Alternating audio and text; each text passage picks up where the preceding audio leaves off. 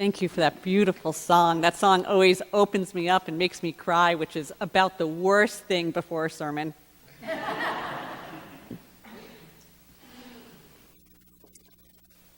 I'm going to tell you about a young man that some of you might even have met. The story of this young man begins on April 22nd, 1970, which some of you might know was the very first Earth Day. And this young man named Fred was studying at Butler University. And on this day, he was taking a class on American transcendentalism.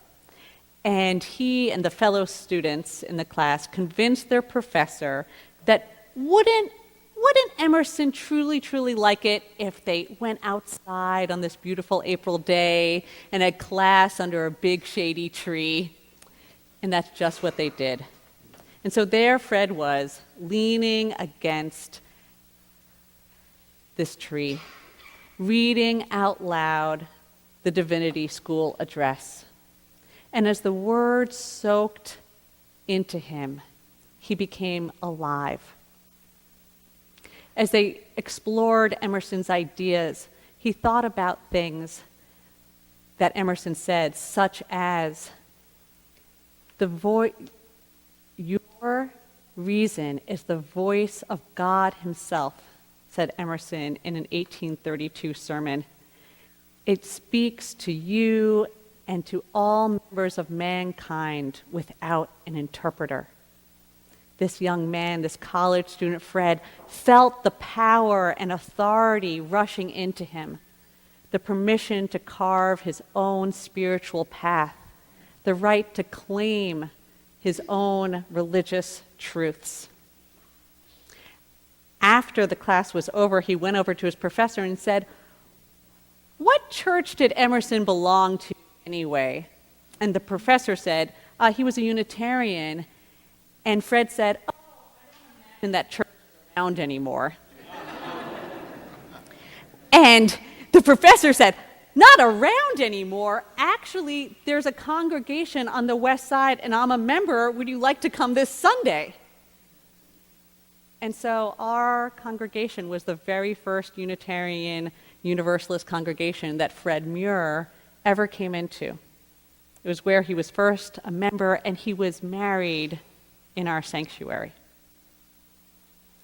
Now, he's been in ministry about 35 years, and he's now the senior minister at our Unitarian Universalist congregation. And about 5 years ago, I was lucky enough to have him as my mentor as I served as his intern minister.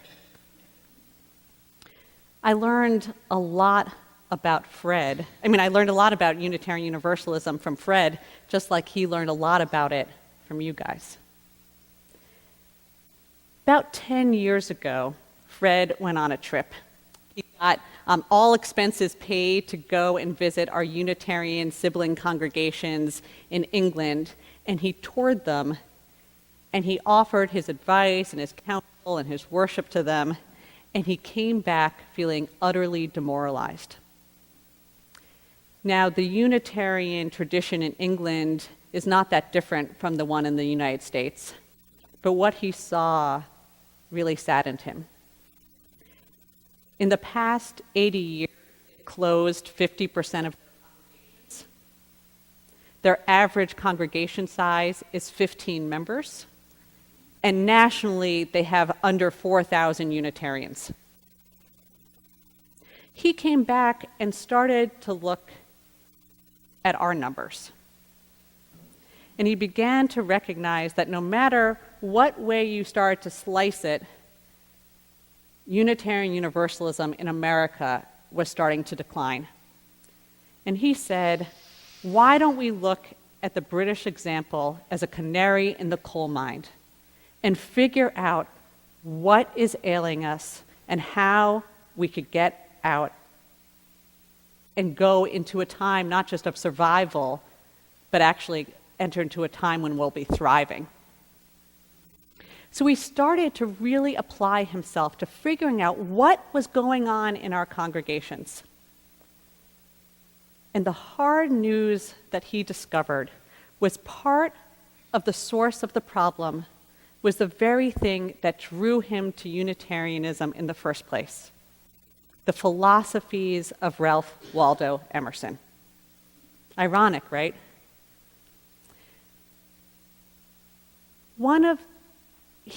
Through his investigations, he termed what he called this trinity of errors that came out of Emersonian thought. And the very pinnacle of one that the other two derive from is individualism. Now, Emerson was, he helped bring into American culture this great celebration of individuality. He encouraged us to throw off Orthodox Christianity and throw off restrictive social norms that inhibit our individual expression. This was a time of great discovery for us, a place that helped us feel more alive and full. However, over time, there has been a creeping shift in American culture and in the culture of our congregations that moved from a celebration of individuality to an ideology of individualism. It becomes a place where the individual comfort, the individual sense of rightness and determination becomes paramount. We see this kind of in subtle ways in congregations. Like, people will say to me, "Boy, you have a really hard job.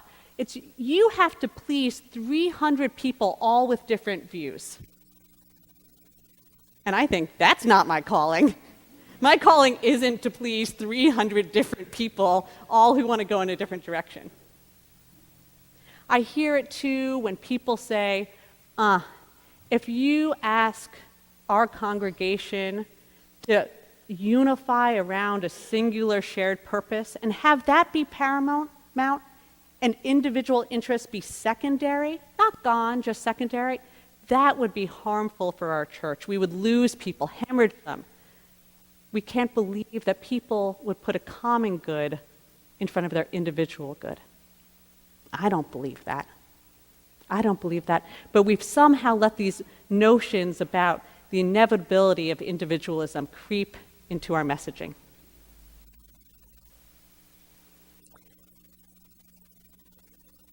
The second point, the second trinity of errors that derives from this, is the sense of Unitarian and American exceptionalism. Now, I do kind of give us a little bit of wiggle room because we are such a small faith, and it's always good for like the underdog to stick up for themselves and say, I can do good things too. But sometimes we do this in a way that makes it sound like we're the only ones doing good things. Like we've been the only banner carrier for justice in American history. Or even worse and more common, we have a little bit of a religious exceptionalism. One of my colleagues, Rebecca Montgomery, talked about a friend of hers who grew up UU with her, and he came to her as a young man and he started to cry. He was raised in a strong humanist tradition, and that tradition grounded him and fulfilled him and gave him resources throughout his life. But he realized that he struggled with Christian UUs or theistic UUs who were in his congregation. He couldn't understand why they hadn't let go of those notions or abandoned that baggage. What was wrong with their analytical skills? Or why were they clinging to superstition? Or why did they need that crutch or that comfort? And he started to cry because he realized that his own judgments and narratives had gotten in the way of his seeing their inherent worth and dignity. That he wasn't living his own ethics by carrying around this sense that his version of Unitarianism was exceptional, was better than others. And the third trinity of errors is our ingrained anti-authoritarianism. I thought that would get a chuckle. Now, there's a great tradition of this in our nation and in our culture, and I will say that there are times that true heroes have stood up against authority. and have stood up for the right and ethical choice. But in many ways, we've carried this too far. And this is really grounded in Emerson. Emerson said, "There is no law sacred to me other than my own true nature." There's no law sacred other than one's own nature? Does this mean that any time you're uncomfortable or asked to go against your own kind of Ghent or your own bent or gut instincts, that somehow you don't have to listen to that? We see in our society this sense of blindness, our inability to kind of take in evidence if it doesn't go with our own way of thinking, if it's from climate deniers to the narratives that we tell ourselves about those running for office, both good or bad narratives that we share, or the narratives that we tell of other people around the world. And we believe that we ourselves have that authority to make those judgments. In our congregations, this anti-authoritarianism shows up in our willingness to challenge our leaders, our called and elected leaders, on small points. If you were at GA this summer or listened online to the sermon by Nancy MacDonald Ladd, you will have heard that she gave this analogy of pro wrestling, right?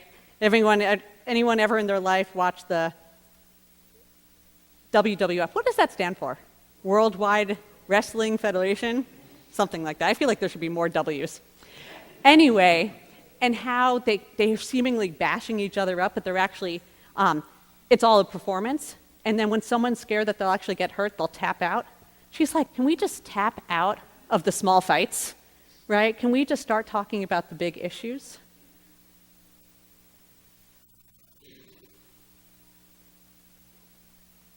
It is so hard to be a leader in our congregations because of our anti-authoritarianism. I don't know if you know this, but 50% of ministers don't last 5 years in ministry. And clergy is actually the profession with the highest suicide rate. I've seen congregations. There's this wonderful congregation in Tacoma, and about 25 years ago, they were growing exponentially, and they realized that their space, which was built for 75 people, couldn't fit 250 people, and so urgent was the need that they moved into this old abandoned schoolhouse, which was ugly and didn't fit their needs, but it was large, and they've been there ever since, because they can't come to a decision about where they should move to.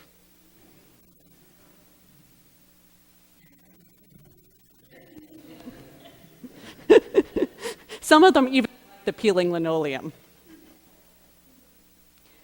We have to trust each other. We have to respond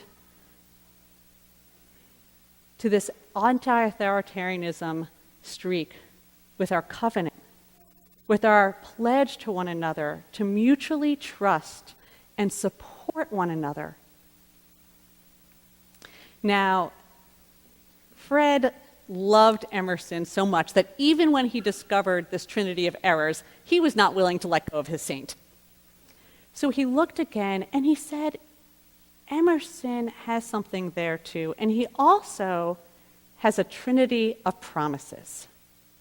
A trinity of promises that might lead us like a canary flying out of that coal mine. It might provide a path forward. The first promise is the promise of generosity. Now, one important way to live this out is a generosity of spirit. I have learned this in two ways. From my first church, when I went to All Souls in DC for the very first time with my husband, we went to coffee hour, and I remember we sat at this coffee table, and I was like so in already. It only took me 15 minutes to know I was like totally diving into this church. We sit down at this huge table and we're like, oh, hi. And the person said, oh, hi. And we said, it's our first time. And he goes, oh, good. And I said, well, what are you involved in this church? And he says, oh, we're involved in this low-income housing project that the church runs to make sure as the neighborhood gentrifies, we're still able to have mixed income people here. And I was like, oh, that's fantastic. He's like, well, I would tell you about it, but you'll be so swamped, I'll hold back. And I kept on being like, no, we want to know. And he wouldn't share it with me. All I wanted was an invitation, a saying, hey, you should come to that next meeting, or here's a chance to step into this, or why don't I tell you a little bit more about that project? There's a way to be generous with visitors, to extend a welcome to them, even if they're not so interested. How nice to leave our space thinking, someone wanted to spend more time with me. What a good, generous gift. Later, I learned a little bit more about generosity when I had only been at the church a few months, and there I was, 25, and they appointed me to the board. I was the assistant treasurer, and I got into this leadership opportunity, and I felt the generosity of their trust in me, of a trust to lead and to grow into that position. So there's a generosity of spirit and invitation that we could give each other. I also have learned so much about how a practice of financial generosity can open me up.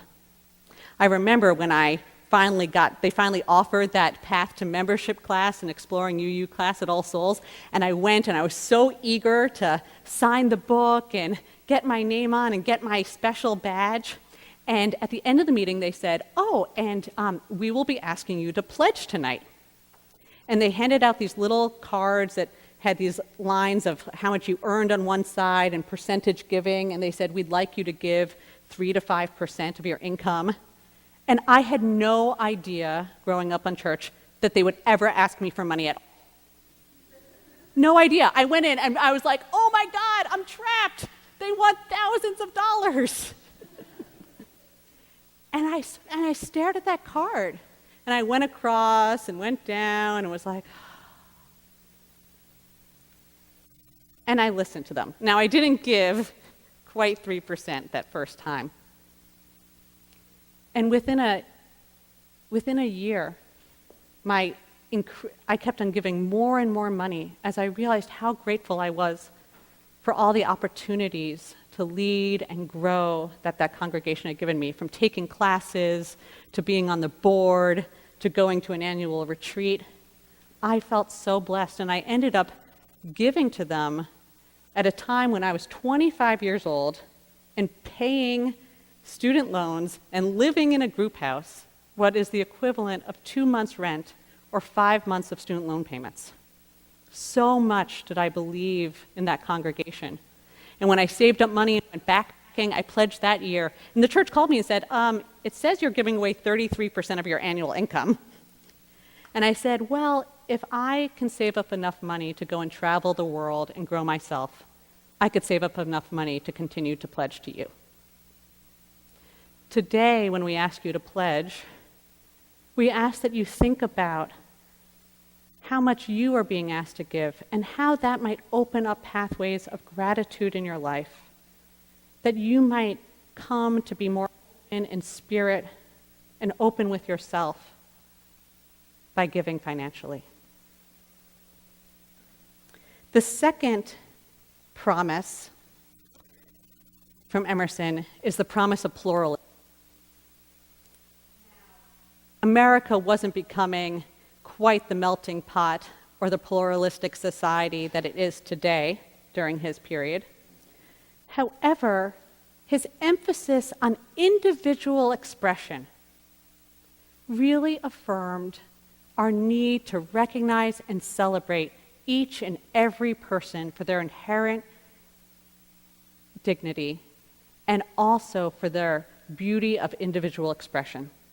When we pull that together, every person being their full and true selves, and build it a community, then that's a pluralistic society. That's a pluralistic community where everyone can come in their fullness and be known and seen and appreciated for who they are. The demographics of our society are rapidly changing. You know that. I've talked about this before. if we don't learn to accept that we need to grow our skills in becoming interculturally competent and to step into difference, knowing that we might feel discomfort while we're gaining those skills, then we won't learn how to add people to our community. And our community will increasingly become one that shows that we are not open, not welcoming, not embracive, not inclusive. If we can learn these things, then we can become a model for how to pull together communities and respect the inherent worth and dignity of each and every person. The third promise, Fred says, is imagination, or I say creativity. It's a way of just saying, what's a new way to do something? Can I take something that looks like a smear and make it something beautiful?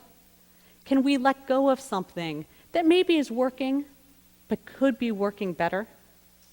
One great example of this is the 92nd Street Y in New York City, which is a cultural institution with Jewish roots. And they have a lot of concerts and a library and cultural programs. But once a year, they hold an in-person Yom Kippur service. They don't regularly hold services, but they hold the Yom Kippur service. And a few years ago, they said, we get about 100 people to come every year. What about if we just live stream it this year?